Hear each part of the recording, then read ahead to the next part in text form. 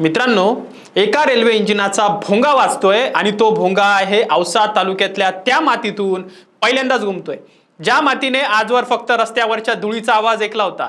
मित्रांनो, स्वातंत्र्याच्या 78 वर्षानंतर सुद्धा औसा तालुक्याला पहिल्यांदाच रेल्वेचं स्वप्न प्रत्यक्षात उतरण्याची वेळ आलेली आहे आणि याच स्वप्नाची कहाणी आज आपण सविस्तर जाणून घेणार आहोत आजच्या या व्हिडिओमधून।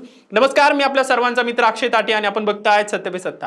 प्रश्न तुमचे, आवाज आमचा।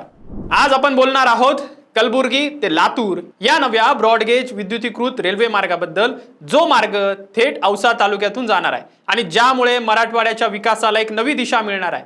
सूत्रानुसार मिळालेल्या माहितीनुसार भारतीय रेल्वेने कलबुर्गी ते लातूर या नवे रेल्वे मार्गाचा सविस्तर प्रकल्प अहवाल म्हणजेच डीपीआर तयार केला आहे। मध्य रेल्वेचे मुख्य प्रशासकीय अधिकारी भुवनेश कुमार गुप्ता यांनी 16 एप्रिल 2026 रोजी महाराष्ट्राचे मुख्य सचिव राजेश अग्रवाल यांना एक अधिकृत पत्र पाठवलं असून यातूनच ही सगळी माहिती समोर आलेली आहे।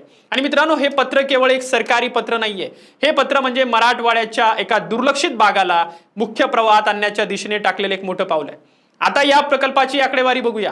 या प्रस्तावित रेल्वे मार्गाची एकूण लांबी आहे तब्बल 157.82 किलोमीटर।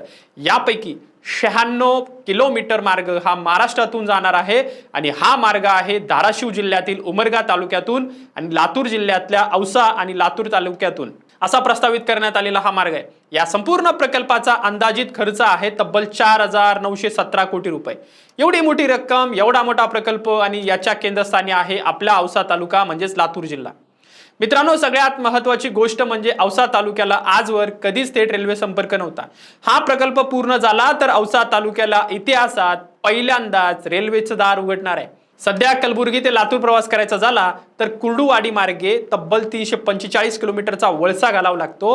हुमनाबाद मार्गे गेलं तरी हे अंतर सुमारे 242 किलोमीटर आहे।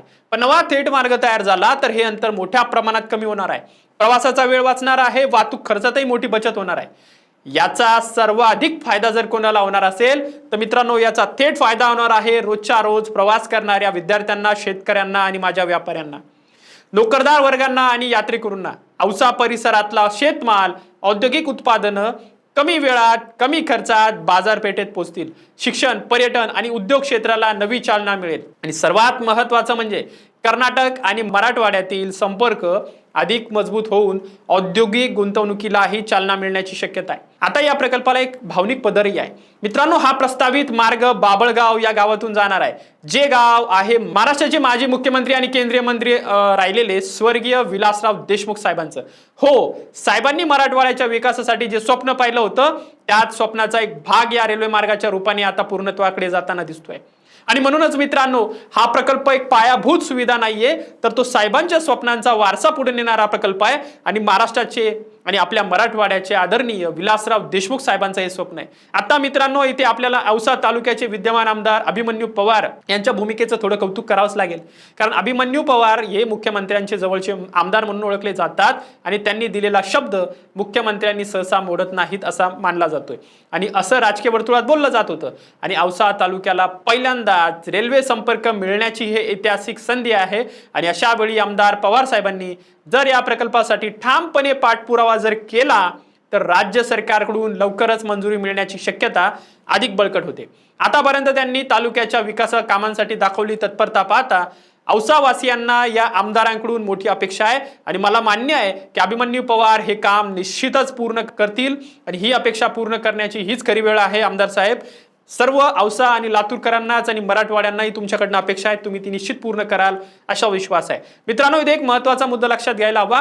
रेल्वेच्या अहवालानुसार हा प्रकल्प तांत्रिकदृष्ट्या पूर्णपणे व्यवहार्य असला तरी त्याचा आर्थिक परतावा 10% कमी असल्याचं नमूद करण्यात आलंय। त्यामुळे विद्यमान धोरणानुसार राज्य सरकारच्या आर्थिक सहभागाशिवाय हा प्रकल्प पूर्ण होणं शक्य नाही असं रेल्वेने स्पष्ट म्हटलंय।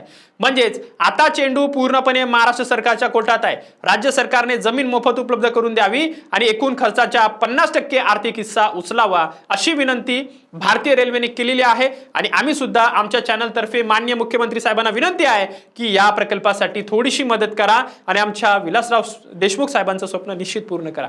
मित्रांनो, इथे आरोप प्रत्यारोपांच्या पलीकडे जाऊन एक गोष्ट स्पष्ट सांगायला हवी, हा प्रश्न कोणत्याही एका पक्षाचा किंवा एका नेत्याचा नाहीये। हा प्रश्न आहे संपूर्ण औसा, उमरगा आणि लातूर तालुक्यातील सामान्य माणसाच्या दळणवळणाचा। त्यांच्या भविष्याचा।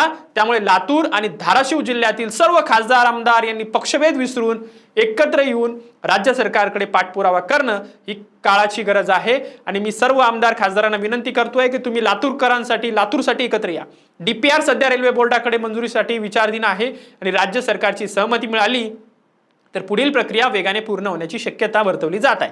तर मित्रांनो, विचार करा, हा रेल्वे मार्ग पूर्ण झाला तर तो केवळ कलबुर्गी आणि लातूर यांना जोडणारा नाही, तर तो दक्षिण भारत आणि उत्तर भारत यांना जोडणारा एक महत्त्वाचा दुवा ठरणार आहे।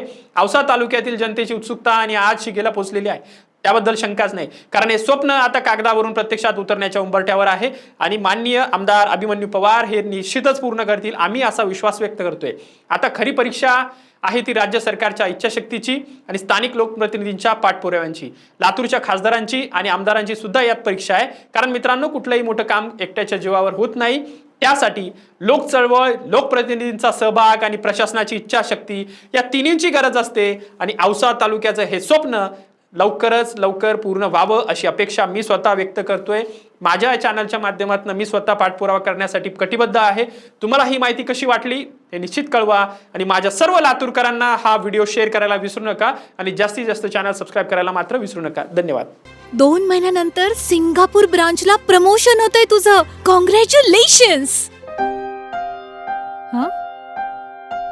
काय ग, तुला आनंद नाही झाला? मॅडम, तुम्हाला माहितीच आहे की मला PCODचा त्रास आहे। दिवसभर फटीग असतो, सारखा मूड स्विंग होतो। उगाच एवढी जबाबदारी कशाला घ्यायची? अगं, एवढं सिरियस नाहीये ते, त्यावर सोपा उपाय आहे, डॉक्टर चाटेज होमिओपॅथी क्लिनिक। अगं, किती जणींनी तिथे उपचार घेतलेत, महाराष्ट्रात अनेक ठिकाणी त्यांच्या शाखा आहेत।